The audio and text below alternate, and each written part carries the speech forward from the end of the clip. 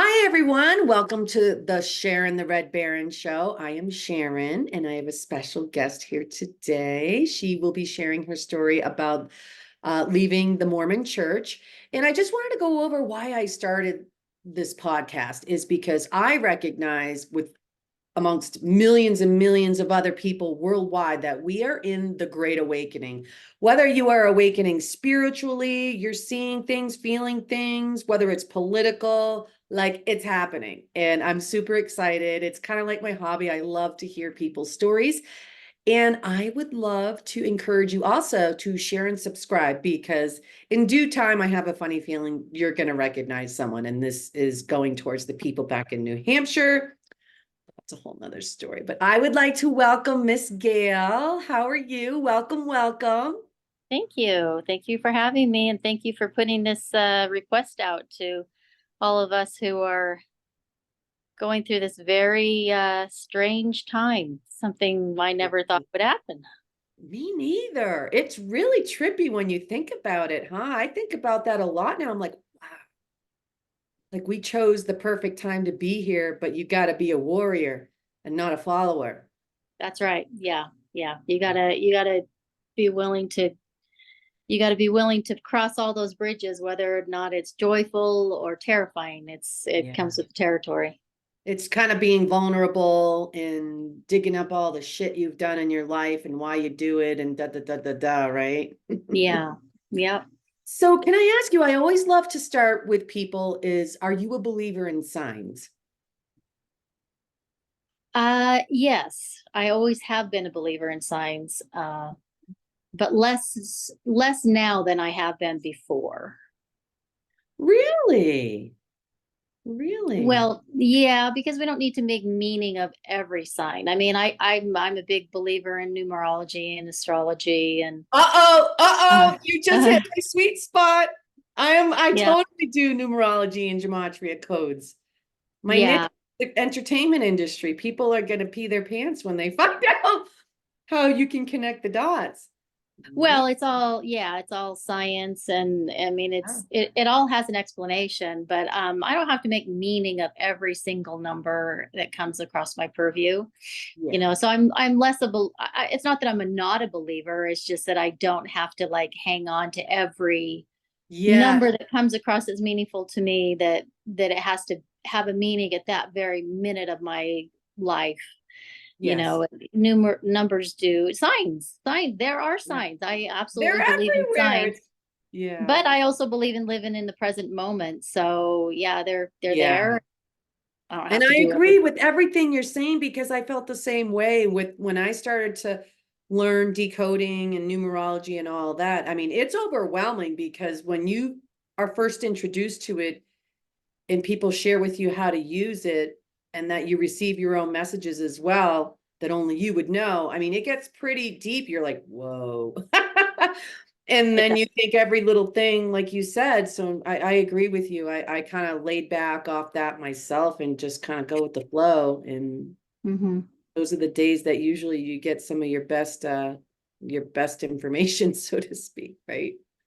Yeah, yeah. I don't, I haven't thrown it out, but I don't hang on to it like I did when I was more religious or just trying to find meaning out of everything. It became Yeah, exhausting. I agree with you. I think that'll resonate with a lot of the viewers because I've talked to quite a few and they're kind of it's so crazy. It's like we're all on the same page, whether we Mhm. have the exact beliefs. It's just I love it. I love it. It's so well, let me ask you, so when was your great awakening, your aha moment within the church? I didn't have a moment. It was just little questions that kept adding up. Hmm. Little unanswered questions that I kept, that I would ask, and I knew that it was forbidden to ask, and I knew that I wasn't going to get an answer from anybody. It was going to have to be an accumulation of it Your own was research or there we go. I got phone call. Yeah, it was going to have to be an accumulation of years of asking these same questions and never getting them answered until finally I had to ask myself, if you want these questions answered, who do you think you're going to get them from? And that was the biggest aha moment for me, is like, you keep asking these same questions, you're not getting them answered. And you're having more questions in addition to the little ones that just began this whole snowball. So it wasn't When a did this moment. happen for you when you started questioning? How old were you, or how many years ago was it? It wasn't that many years ago. I mean, I was full on adult. I was brought up in the Mormon Church. I never questioned. It didn't even dawn on me that I had a choice. It was just, I was born into it. And That's a good so, way of explaining it, though, that you didn't even yeah, realize that you had a choice. That's an yeah, interesting comment. yeah, I didn't, I was always told that you're so blessed that you're born into it, that you don't have to go through all the questioning and everything. Mhm. And it's really, that's what you're told in religion, to keep you in religion. You're so blessed and all this, but Mhm. the unanswered questions kept on festering. And I think in the Mormon Church, you hear this: the church is true, and I could never quite, I didn't even know what that meant. True. What is true? I mean, there's things about it. Is it the whole thing that's true? Because I knew that wasn't the case, because I Mhm. lived it. I knew the whole thing wasn't true. I knew some of it was bullshit. And I so, like it. Raw and real, raw and real. I like it. yeah, You gotta, yeah. yeah. And so, yeah, I mean, so the biggest thing was, is it true? And then I started asking myself, but what if it isn't? What would you do? And I wasn't even considering that I was going to ever leave, but that was the first question that I started asking. But what if it Wow, isn't? that's a good one too. But what if it isn't? And then it just went from there. Then I just, just started little by little paying attention and wondering, where does this come from in the church? They say it's doctrine, but who said that? What scripture is that from? Where can I find that truth? For instance, Yes, yes, that's the way that we're supposed to dress, modesty. It's like, I never saw that in any scripture, that we are supposed to like cover up practically from our neck to down to our feet. And that's a good point. That's a good it's point. like, Yeah. where is this? Okay, so they tell me that's doctrine, but can't I know that for myself? Do I have to believe everything? Can't I find out for myself? So Mhm. it was, what if it wasn't true? And then it's like, well, where did that come from? Did somebody make that up? Is that somebody's theory? And then a few years ago in the Mormon Church, we have what's called, I can't remember the name because I've been out for a few years now, but you have themes, and every year you study a different book in a different part of the Bible, like the Old Testament, then the New Testament, then you study the Book of Mormon and the Doctrine and Covenants. And so every year you have these different areas of study. One year Mhm. it was the New Testament, and the New Testament in the teaching curriculum, we were supposed to challenge. And I was frequently throughout my adult life, I was able to teach the adults, women, and then just the adult men and women in gospel doctrine. And so Mhm. it created a lot of curiosity in me, and it forced me to dig a little bit deeper so I could be prepared for these lessons. And the year of the You New are Testament. super sharp, Gail. I am so uh, excited talking. oh, thank you. Continue. The year it was the New Testament, the question was to ask the people, what this was a huge aha moment for me. What is tradition? What's tradition and what's doctrine? What's the set in stone religious truth? And you can find it everywhere throughout scripture. And so I posed that question to it was just a general discussion group at this point. We didn't have like established lessons. So I got to create and design my own lessons. And Ah, the aha moment for me is like, I stood up there in front of this class and asked them, what's a tradition in our religion? And what's doctrine? What's hardcore? This is in the scriptures and you can find it were everywhere. they able to answer it? They sat there with blank looks on their face I because thought they've it was a never trick been. question, probably. Well, Well, it really is. well, I mean, looking back, you're not encouraged to think critically. You're not encouraged to like really dissect every aspect of the religion you're being taught.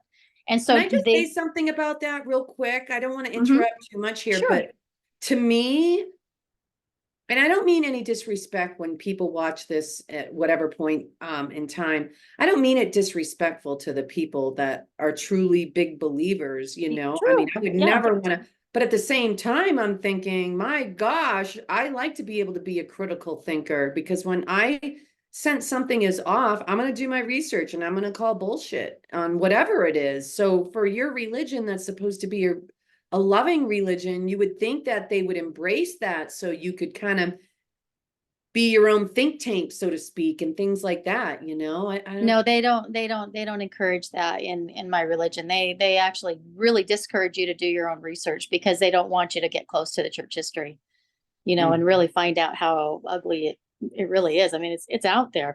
If you're looking for it, it's not hard. It's Yeah. history, Oh, it is. It it's not is. hard to find. And so anyway, teaching this gospel doctrine class, I asked them to think, what is tradition in our religion, and what is, what is it that, that keeps us here and coming to church or whatever. And then I put like a little diagram, tradition, and then, gospel doctrine. And all these traditions started coming to my head, like a download almost. And so I started writing down, church is a tradition, like coming to church on Sunday is a tradition. The traditions that we have of the boy, the priesthood, the men doing certain things. I mean, there's not anything set in stone anywhere that says that only men can do just these things. I was just And thinking this too. yeah, I mean, why the heck, women, we're powerful. They know that. Why can't we? Why well, I couldn't, mean, it's you know? Christianity is very patriarchal. It's very patriarchal. So I mean, if you look at the history of Christianity, it's just basically, a patriarchal society and a white patriarchal societies, domineering the Yeah. Well, landscape that's of going to religion change and religion. too, because the girl power Well, is here. We're all, yeah, it is. It is. Yeah, the women are waking up to their power. So, yes. And that's a and big part of what they were all afraid of to a degree. But well, that's, that's right, but they can't stop it. They can't stop it. Women can't be subdued. They can't be dominated over anymore. We're equally powerful, we're not your property. yeah, our presence is equally important as men, as just equal human beings. I mean, it doesn't matter Right. if you what your anatomy is, as we're all equally important. But so Right. that's what we're waking up to now. People are waking up to, and they're getting to, first of all, leaving organized religion, knowing that it makes you feel like shit, especially as a woman, but anybody, because it's so thought control. But the waking up to the importance of recognizing all humanity as equals. Yeah, I agree. I agree. Can I ask you then, because as I mentioned, there'll be a lot of people from the New England area that don't know a lot about, being in the Mormon Church and so forth. But something you had just said, I'll think of it. I'm sorry. You triggered something in me to ask, and I can't think of it now. So we'll just blame my Oh, no, postmenopause. no, no. I mean, this topic, there's never, you're never short of topics. That's what I was going to ask. So, and if I'm incorrect, please let me know. So do they not really want Mormons to associate so much with the other everyday people, or they really try to keep it like that they're better or something? I don't know. Um, I sometimes get that impression from people, so well, I mean, I it's don't want to. never, no, yes and no. Yes. I mean, there always is this. I mean, when you're in the Mormon Church, you are taught the supremacy. First of all, we are the one true religion that sets you apart right there. And then they start indoctrinating you when you're a little child, saying you are of a chosen generation. This generation will see blah blah blah. They'll see the Which return I of do agree. I do agree, but I think that's everyone, not just the Mormons. Christ. Well, it's esteeming yourself better or saved. I mean, Mormons don't say saved, and they don't say you're going to hell. They say other words that mean the same devastating implications. The implication is if you're not, in the religion, or you've left the religion, then you've forfeited your covenants. And therefore, since you forfeited your covenants, you are fallen, or you've gone into apostasy, which therefore means that you are not going to one of their 3 degrees of glory, that you are in outer darkness because you forfeited your covenant. So yeah, we've got the corner on truth. We've got the Wow. corner on salvation. We've got the corner. I mean, what is that famous joke? I mean, it goes for every other religion. It's like, a man dies and goes to heaven, and his angel guide is leading him through heaven and walking him, introducing him to all the things. And there's this closed door meeting, and the guy says, "Shh, be quiet. Those are the Mormons. They're the only ones that think they're here."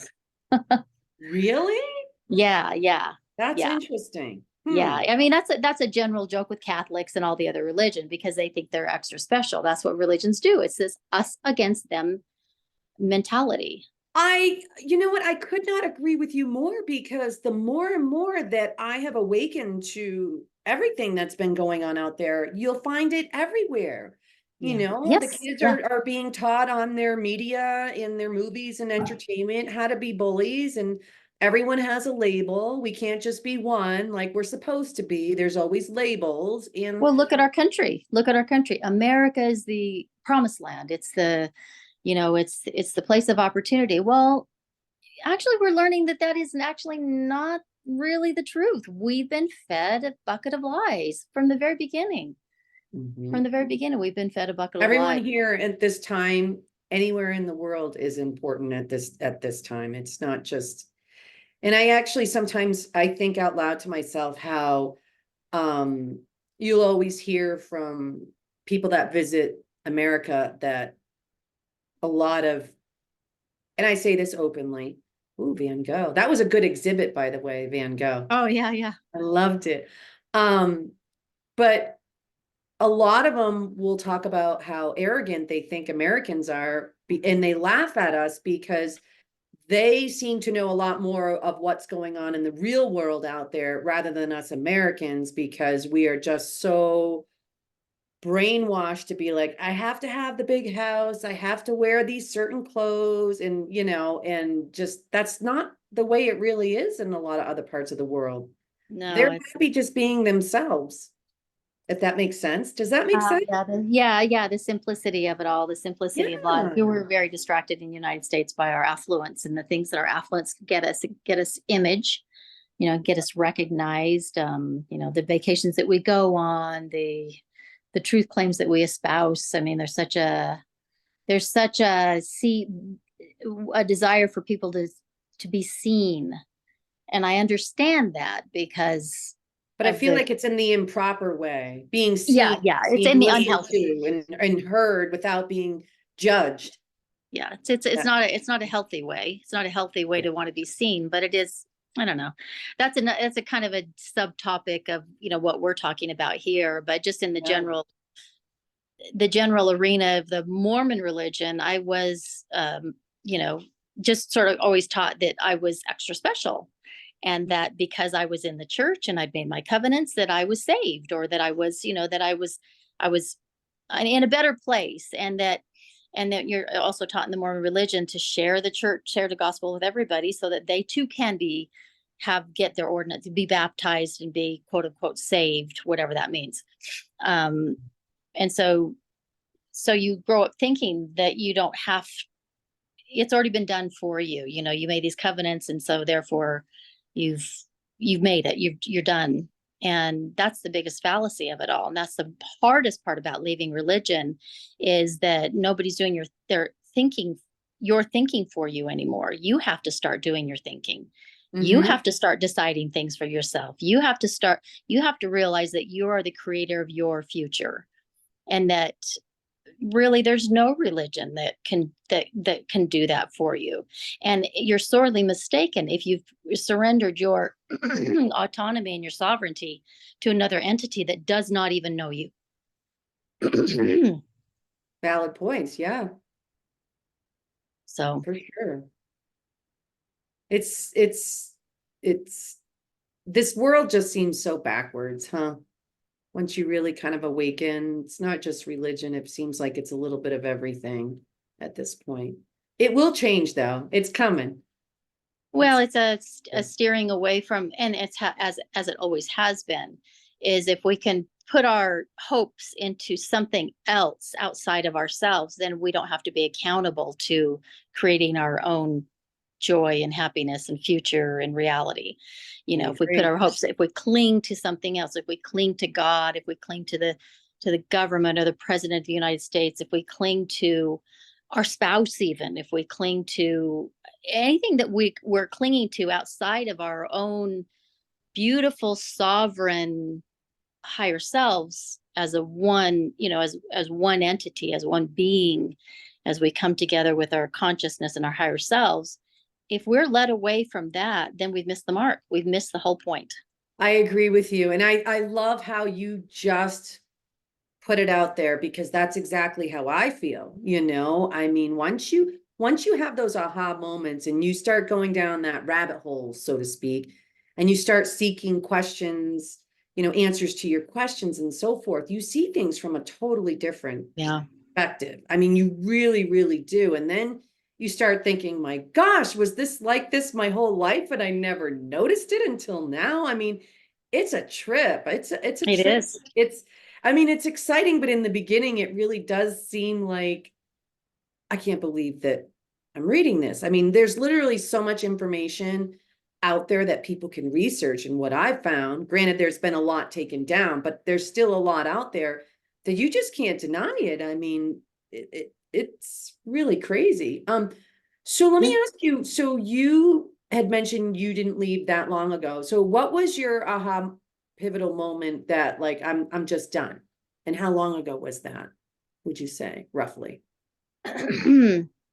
Well, I had it happened pretty quick after I left the church. So I got divorced and left the church in the same Wow. 6 months, the same May, 6 months.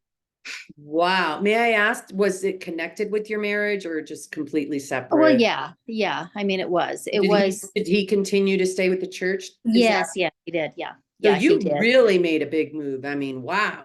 Yeah, I made a big move, and I look back and I don't regret any of it. I mean, you would think of making a decision that big to leave the religion that you were brought up in, that it's generational in my family anyway. We have generations in the church, and all my family, um, at least my siblings and their spouses, are all in the church still. And Wow. and Now, do and you still communicate with them? Yeah, I do. I It's hope. it's less. It's less now because we don't have that common bond anymore. So, Just and heartbreaking. that's been a difficult thing. Yeah, it's been really, really hard for me to Sorry. to go into that environment of my family and see myself clearly that I am not one of them, and they don't consider me one of them anymore. They don't consider me. I'm so They sorry. don't. It's that being excluded from the group that just, I feel like that's another brainwashing tool of the research that I've done. Maybe not so much just in the church. I mean, in general terms, that, when you're not a part of the group, it's that simple. People start feeling like they're not important, they don't matter.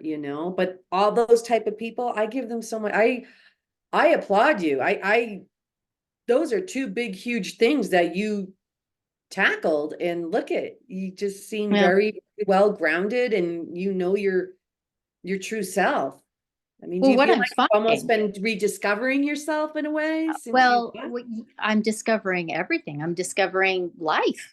You know, I'm Do you feel discovering. like it's the first time you feel kind of broken free, so to speak, kind of like the Mercury song, I want Well, to break free. yeah, That's my I mean ringtone. that was definitely, I went through a period of time where I was sowing my wild oats and just doing it all. Mhm. And now I'm finding that generally, when outside of a cult, which is, the Mormon religion is a cult, outside of a cult, there's more people outside of any cult than there ever were in any cult. So I feel like I'm coming from this, like this little egg or this cocoon of being protected from, quote unquote, protected from the world. And Mhm. now that I've broken out of that, I'm discovering, like a newborn baby, all the things the world has to offer. I mean, And it's like, do you feel happier? Like you just feel more free, oh happier? yeah, You yeah. just appreciate things a little bit more that you didn't Oh, I do. realized before? Or It's just such a wonderful world out there. In the religion, you're taught to fear being outside the religion. You're really oh, taught are to you fear. serious? Yeah, you're taught to fear it, fear the outside world. I mean, and there's always, the talks and, the curriculum is always geared towards staying inside the boat, staying inside the straight and narrow, don't veer off, don't let go of Wow. the iron rod. And really that's the lie of it all. That's the beautiful lie of it all. The evil genius of it all is to get them to fear the world, get them to fear everything else. And even if you have curiosity, just Yeah, hold that they on to the can't do rod. anything without them telling them what to do. Right. And then telling me that if I let go and I am curious that I'm letting go of my salvation. Now, when you're not in the church anymore and you realize and your eyes are open, you realize the evil genius of that brainwashing tactic, the fear, Mhm. It was you all know. scripted since the beginning. That's the thing that people are not going to be able to wrap their head around. I felt the same way when I started to awaken. You know, you've got all this new information, and it resonates because it's more believable than what you've been taught, so to speak. It's kind of like, like the weatherman is like, or, these things in the news. Oh, this was caused by that. All those sci-fi movies, they try to debunk things like, oh, it was just a hot Yeah. air balloon and things like that, where it's like, no, I want to think for myself. This makes no sense. And I think one thing in history that's going to be really exciting is when people can go back to their old newspaper clippings throughout the country and so forth, because there's so much information that they have kept. But yet now we're quote unquote in the current times of new technology. So people aren't really looking at that anymore. They're looking at what they're being fed in front of them. And do you feel the same way? Yeah, I do. I feel like what we the inform with the information that we have now that's conclusive, and it's ever changing because that's how science is. When we discover new things, we can add more pieces to the puzzle. Mhm. And what you start learning is is that even the history that we've been taught is Mhm. mostly lies, It is. I'm finding that myself. based on the new information, you It know. sounds crazy. We sound crazy. Yeah. We understand, but literally, I think that's what a lot of big political people have been trying to awaken people. You think about it, JFK, Ronald Reagan, most people totally respected those men. And if you actually expand your mind at the messages that they were leaving before, it all connects to today, going, Yeah. wow. I Yeah, mean, it's that's going to be exactly what they. messy, but it's going to be amazing too, because it's like a lot of people don't believe in the Nasara Jasara. And here's just a perfect example of what JFK wanted to do was get rid of the Federal Reserve, because what I found after going down the rabbit hole is that people don't even realize. I've told this to people and they've told me to my face, that's the stupidest thing I've ever heard. I said, the Act of 1871, the United States became a corporation, and they're like, that's the stupidest thing I've ever heard. I'm like, but no, seriously, that's like, if you look it up, it's right on the website, the government website, but they don't want to believe it. But I just went into my bank a few months ago because I usually do direct deposit, and um out here in Park City, and I mean, everything was totally restructured.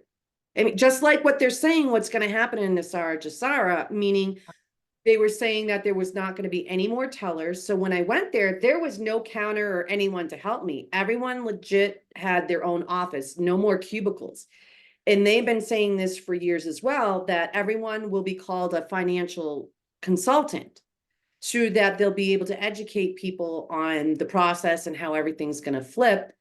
And I'm just going to leave it at this. I made kind of a subtle comment, and basically I received some confirmation, but they kind of denied it, but they're like, yes, but no, but yes.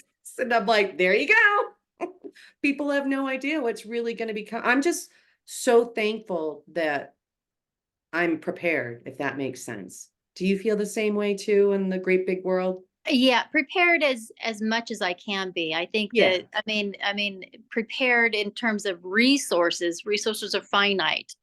But if you're actually prepared mentally and spiritually, emotionally, Yeah. and by that I mean, are your eyes open enough to know that if you receive a bit of information that shakes your world, that shifts your paradigm, that's so mind-blowing that you can't accept it, um, it's probably true. First of all, Because it's people like don't want to admit that it is true because it's scary to them. it's too mind bending. It's too mind blowing to think that that could actually be true. I mean, when you actually look back at history too, if you think of all of our history, what we've been taught as lies, that Mm. is that could create a mental break in your reality, if we were to Oh, find I out agree. everything that we've been lied to about. Yeah. But if we have our eyes open to that, we actually know. Here's the same question: what if everything in my reality is a lie? And Mhm. go from there. That way you're prepared. It's like I That's don't a know how really I'm going to great keep my. way. It's almost like playing your own game and figuring things out on your terms instead of being told what to do all the time. Well, yeah, what if everything's a lie? What if Yeah. the government it's not really run by who we think it is? What if we're the elected officials that we elect and support really aren't running anything? What if they're just puppets? Yeah. What if? Turn everything that you think is true on its ear. Just dump out that box and Girlfriend, I question. adore you because those are going to be interviews that I'm going to be doing in the near future as well. I'm doing everyone's great awakening stories, and you just nailed a lot of things that people, I mean, they get it and they're like, I'm gonna stand up for all the people that I love. And if you don't like me and my beliefs and what I've done, and Mhm. I've done my own critical thinking, I mean, people are okay. They're like, I'll cut that cord so quick and I'll forgive you for, alienating me, so to speak. But I'll help you too. Is this is kind of the vibe that I'm getting from a lot of people. I mean, it's like they're Yeah, spiritually, mentally, physically, they are all prepared like it's like, we don't know what tomorrow is going to bring, but by by I mean the biggest, personally for me, the biggest eye opener is to realize that I had been told all my life something that I love, that I leaned on, that I found safety in and comfort in was a lie. And so I'm still standing and walking around and thriving as a human so proud being. of you. I feel like that was the biggest upset. Anything after that, I bring mean, it your on. vibe is just awesome. You're just like, oh well, I'm happy now, and that's all that matters. And I think that that is just beautiful. And I'm here to tell you, I feel it. I feel like you feel it as well. Hmm. Things are going to be getting shaken up in Utah very, very quickly. People, Yeah, they're just, but that's people such as yourself. You're here to help those people down the road because I they believe people that. are I going to be, believe that. you were chosen. I mean, I think a lot of these people that I've been talking to, as hard as their stories are, they're like, I'm starting to realize that I'm supposed to be here because when the truth is revealed, people are going to fall to their knees. They're not going to believe this. And I know. and I I'm know. just so glad that you made it. I mean, now I feel like it's people's time to rise and shine. And if you feel like something does not make sense, start doing your research, start digging deep because Well, if you're ready. I mean, sometimes you don't. I mean, correct. that's why you get the attitude from some people. It's like they're like, la la, I don't want to hear. Don't tell me, because Yeah. if they hear it, then and it does resonate somehow with them, then they're gonna have to decide. And they're I going to have to mean, face it head on. And and I get it. That can be scary because there are going to be a lot of scary things that are going to be coming out and I there. have compassion for that. I mean, Oh, people are absolutely. where they're at. I mean, and Yeah. there's neither right nor wrong about it. It's the decision that they made. And, Yeah. if Yeah. We can I'm, always change. We can always, that's one thing that I think we all can change. And it's whether it's in here, if it feels like that's the key. So can oh, I we don't ask have you to. if you were to give any person that has left the church, what words of wisdom would you leave for them before we wrap it up here? Oh, what words of wisdom would I leave with anybody that's about to leave the church? Yeah, or they're thinking about it. To trust in yourself. The answers come from here. The Yeah, answers come from here. yeah, Yeah. I agree. I mean, it literally is in all of our entertainment and our music and so forth. So there's definitely truth to it. And I think that, is there anything else that you would recommend that they look into, or things that you have found that work? Mm. God, there's not just one thing. There's just so many Yeah, things. Find a support group, find a maybe even just another person that understands you, I that understands agree. what you're going through as in terms of leaving the church. Because if you're having questions and you're having that kind of faith crisis, you are going to need somebody to bounce this off of, because Yeah, you can't just sit and dig the internet and everything. You need human support too. I agree. It's almost like finding a new family that you fit in with, because family doesn't necessarily mean that it has to be your bloodline, so to speak. Hmm. Family can be, and I'm finding myself, and I'm speaking to a lot of other people that have left the church, where at first they felt very excommunicated, but then once they found, like you said, they reached out to someone, it was like a whole new world. And just, that's what we're here for. We're here to help each other. Yeah, it's a pretty wonderful, beautiful and terrible. And that's what it's all about, is to feel it all, to do it all. The best It's of times terrible is and the it's worst of beautiful. times, right? Hmm. Yeah. There's, wow, you are very refreshing. I just have to Thank say, you. you have very, very good energy, and I just admire you for doing it all at once. The Yeah. divorce and all that. I mean, that speaks volumes.